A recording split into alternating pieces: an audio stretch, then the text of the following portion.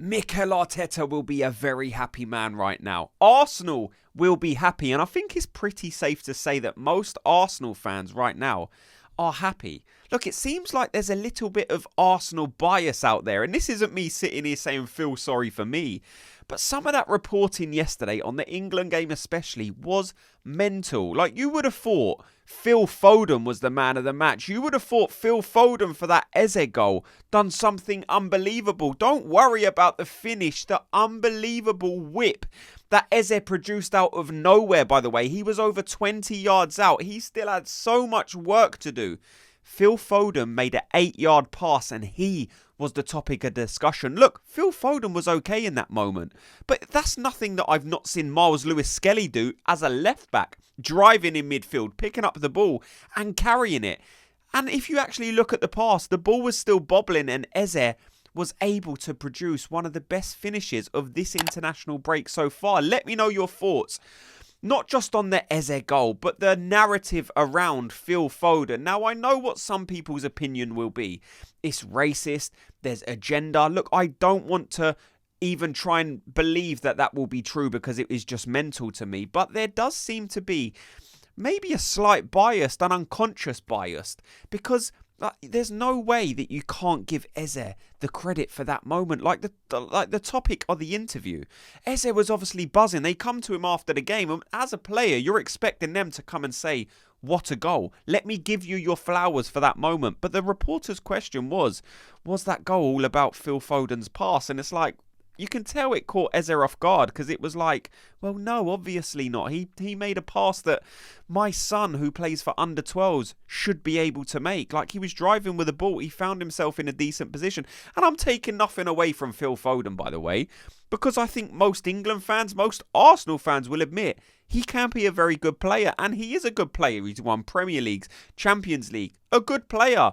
But he played an 8-yard pass. Eze still had all of the work to do. Someone showed me a stat, and the expected goal from that moment was 0.03. So it wasn't on a plate for him. You saw the England Twitter account come out and kind of praise Foden for that moment again, and the talk in the studio after was all about Foden. To me, it is mental. Look, I don't want to dwell on that because I definitely wanted to speak about it because, like I said, I don't think it's fair to Eze at all. That moment should and did belong to Eberechi Eze. And now we can have a sensible conversation about Eze.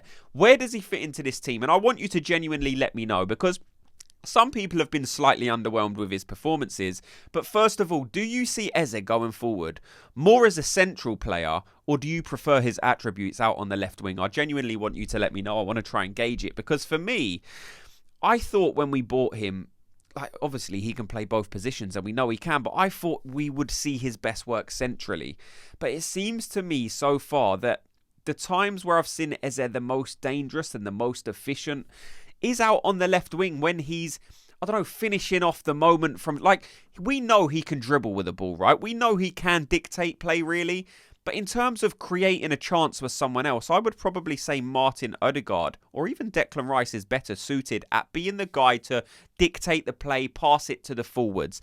Eze is the guy to take the initiative and finish the moment off. I think we're seeing that more and more, like against Crystal Palace when the ball broke in the box. Eze took the initiative and finished off the moment. We saw it yesterday with England. He got himself in a dangerous position. He received the pass from someone else and he was the guy to make the decision to finish the moment. So I think Eze is a good player in terms of end product. He can do it. He can score the goal. He can achieve the outcome, much like Bukayo Saka can out on that right-hand side. He's always been a guy who can create assists as well because he's so tricky, and in those tight areas he cuts in on his left foot and he might lay it off to someone. But more times, Bukayo Saka is a match winner. Eze is a match winner. Victor Gyökeres can be a match winner for this Arsenal team. You want your three forwards to be match winners. I think something we're blessed with this season, with the kind of the emergence or re-emergence of Leandro's Trossard form, is that we have some players that can dictate outcomes. And that's what you want from your forward players. You want hard workers in midfield, you want solidity in defence, and you want players in attack who can really affect games and achieve outcomes. And I think that's what we see with Bukayo Saka, and Eze can be that guy. But he will now need to fight with a Leandro Trossard if that is the position that Mikel Arteta sees him in, because He's been good, like I said, in that number 8 role, that attacking midfield role, that number 10 role, whatever you want to call it.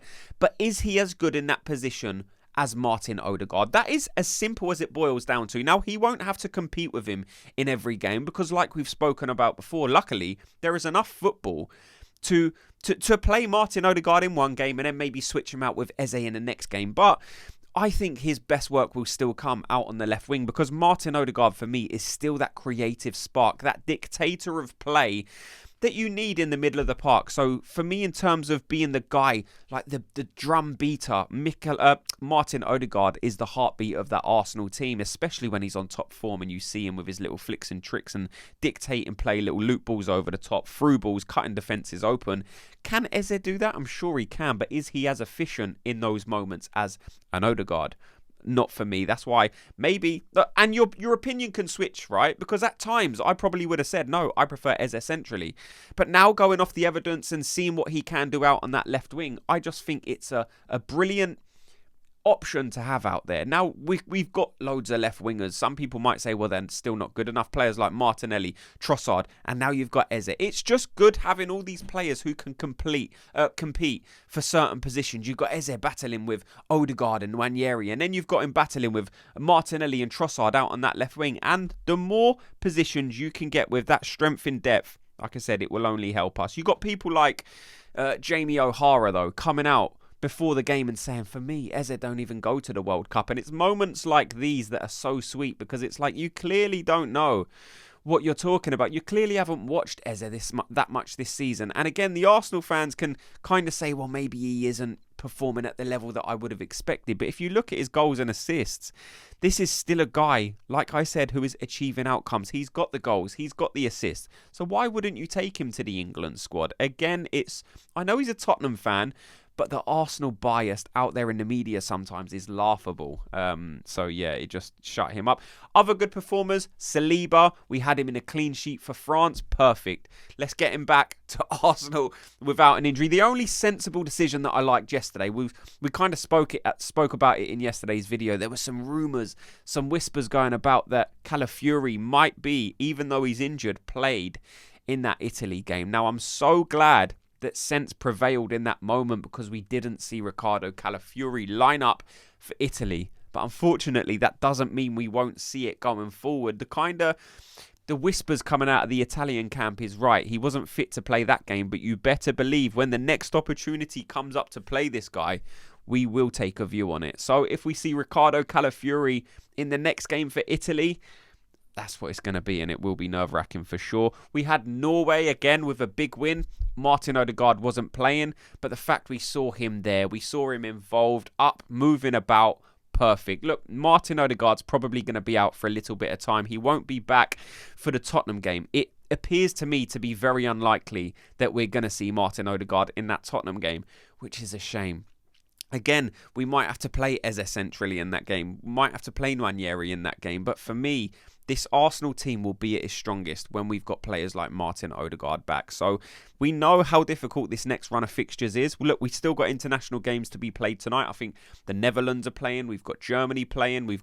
There's some good games on. We're going to see a chance to see some of these Arsenal players being played. Timber, I'm thinking, with the Netherlands tonight. So let's keep an eye on these Arsenal players. Please do not get injured, and I will speak to you all in tomorrow's video. If you haven't already, just hit like and subscribe. And like I said, I'll see you in tomorrow's video. Gooners, have a good day.